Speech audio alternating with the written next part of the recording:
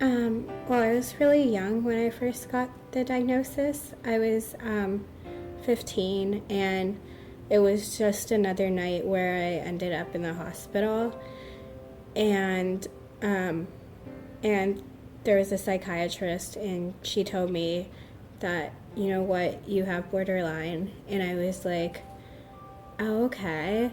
I had no idea what it was, and it was really different because I was constantly, like, I used to hear things like depression or anxiety, but then I've never heard of something that's borderline.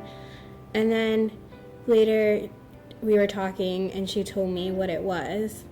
And then I was kind of relieved that there's something out there that fits me. And it's kind of a label, but it was like my label, that it was just something that was me. And it's kind of weird because, like, it's a diagnosis and you shouldn't really, like, be that relieved, because people usually, like, hear a diagnosis and they're like, oh, like, they're kind of worried and they start, like, figuring out a treatment plan.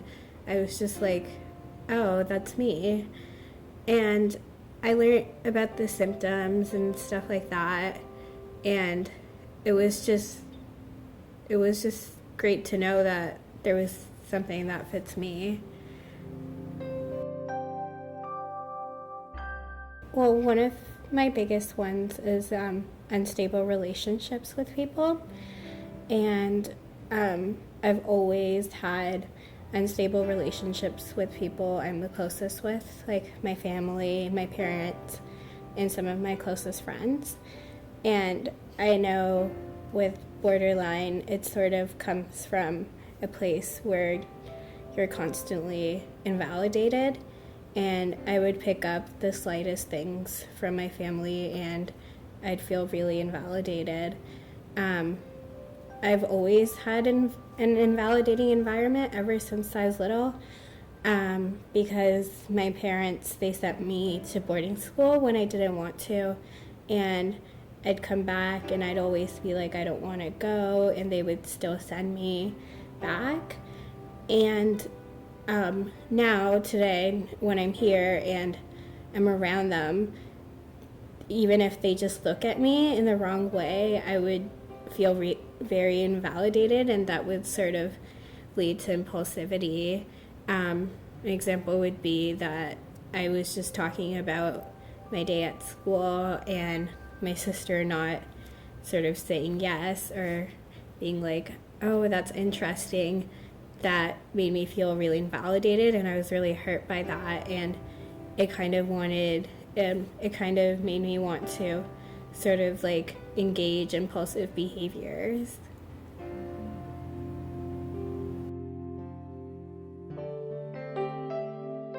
It started, with me at least, it started by self-harming, and then at one point that was sort of not enough, and then it went to a place where anything that could harm me I would just want to do, even if it would be like curling my hair, burning myself with the curling iron, or even cooking, just putting my hand on the stove, or if there's bleach, just taking a sip of that. And at one point I just couldn't sort of live, because anything can hurt you, and I would just have to be isolated.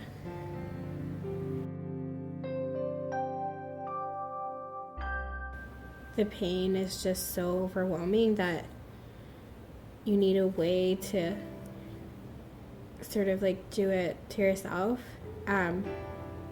Sometimes, well, personally, I would do it to like numb any feelings. It started out as sort of cutting and doing it because I was just so overwhelmed with the sadness and fear and sometimes the guilt that like I would just want to harm myself. But then after that, it was just to numb any emotion. Even if I was happy, I would just do it because I was just feeling something and I didn't want to feel that.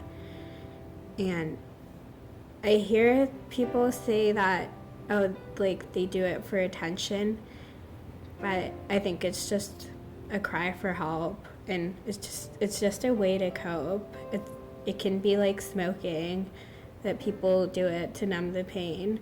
People like want to harm themselves to numb the pain, and sometimes it's just a cry for help. For me, I would just do it so much, and I didn't get any help. I did it on my face just to ask for help, and I didn't know how to.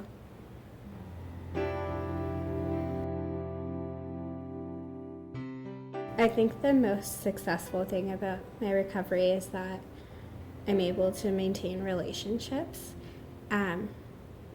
Before going into treatment and starting DBT, it was very hard for me to sort of maintain relationships. I thought that everyone had sort of just given up on me and no one wanted to be around me because I was such a negative person. And especially with my family, it would sort of be like, I love you and then I hate you.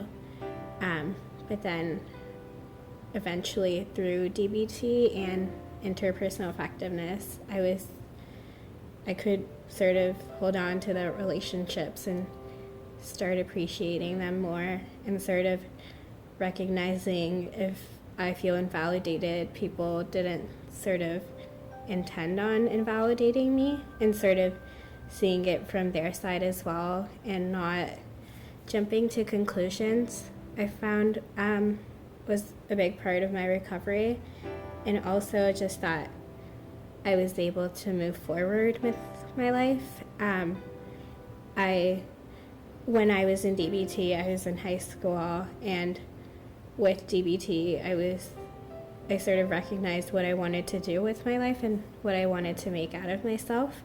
So first it was just graduating high school, and then sort of going into or starting university and doing my BSW, which was really great. And yeah.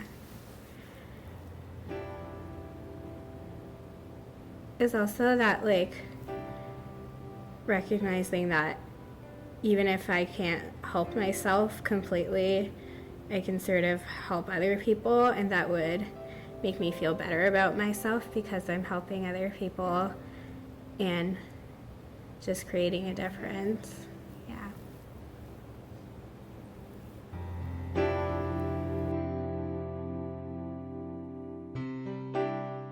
Well, I learned mindfulness through DBT, and every time we would do group, we would start it by mindfulness activities. And those are my favorite parts about DBT. And I incorporate mindfulness in my daily life by just breathing and sort of looking into how I breathe and follow that breath. And then sometimes even being mindful about what I'm feeling, it helps me feel very regulated and sort of recognizing what I'm feeling. And I even use mindfulness when I do the dishes or clean the house, because I never thought it would be very soothing just doing the dishes. Also, I had a very complicated relationship with food, but through mindfulness, I can sort of love eating again. Yeah.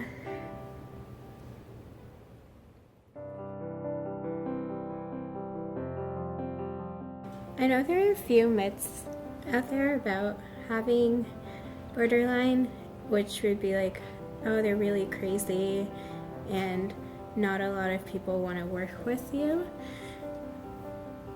But a message of hope to people would just be that you're not crazy. Everything you're feeling is valid. And then these are just wave of emotions that will eventually end, and you'll know how to cope with them. I think that was, for me, that was one of the biggest parts, that just knowing that what I'm feeling won't always be there, and eventually it'll come down, just like riding the wave.